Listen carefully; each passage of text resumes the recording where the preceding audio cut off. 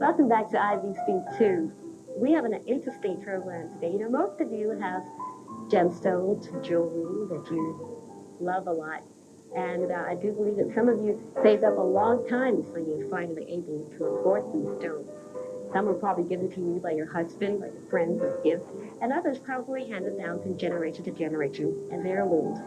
But one thing is for sure, after our program today, these stones will mean even more to you, and you may choose to keep them or give them away. So make sure you stay tuned.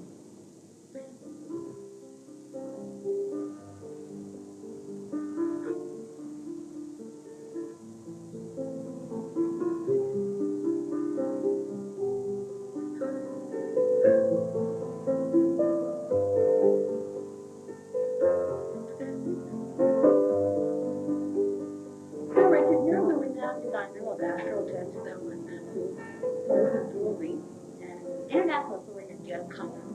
Tell us, how did it all start? You know, it's a long story. It goes back to India, at a time when I was studying Sanskrit. This was in the late 60s and early 70s.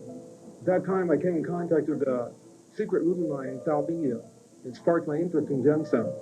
So I got my hands on all the Sanskrit texts and the Hindi texts and English texts that I could find that dealt with the subject of gemstones in India. And to my amazement, they all related gemstones to planets. So I studied whatever texts I could get my hands on from the Western point of view, and they didn't mention this at all. As a matter of fact, they give gemstones for months, for weeks, for weddings, for anniversaries, for just about any purpose you can imagine, even zodiac signs. But they have no substance behind them because there's no knowledge, there's no revelation as to the power behind gems. This is what I undertook to investigate. This is what gives life to gemstones. This is what gives life to my interest.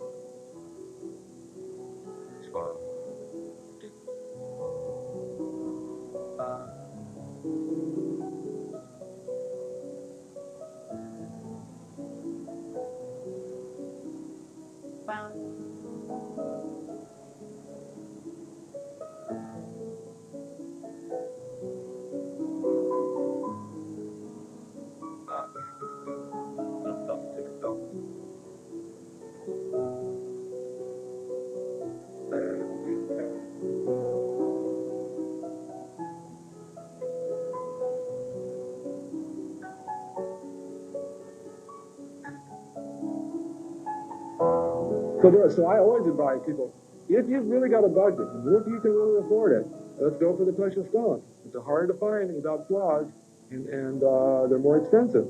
But if they don't have that kind of budget and they still want the same thing, then let's look at the semi-precious versions. Look at the Uparatna. If a person can afford a natural flawless pearl, it may cost thousands of dollars, normally thousands of baht, and it's not possible to properly test it and prove it in Thailand also, as you need to x-ray a pearl. Current if it's cultured or natural. And there are so many moonstones which are by name the gems of the moon. They come from the earth and they're wonderful and auspicious. And those stones can be used as an alternate stone to the moon. Every single gem has got its alternate stone. So we deal in the precious stones and the semi-precious stones. And it's much better to have a small, flawless precious stone.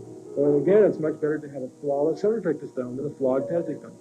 The important factor is color and water, fire and water, color and clarity.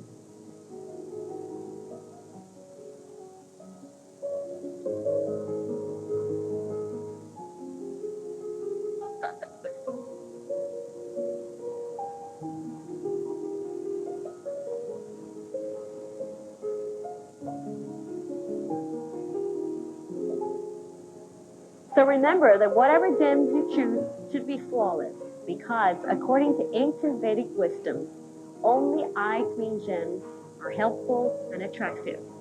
Visibly flawed gems can be very disturbing and disruptive. Okay? Besides, who'd want to wear eyeglasses that were cracked? Would you? Anyways, thank you, Richard, for your time. And for those of you who want to be as enlightened as I am and understand the stones a whole lot better, make sure you join us Wednesday nights, 9:50, right here at the JAZZUP Bangkok on IBC 2. Bye.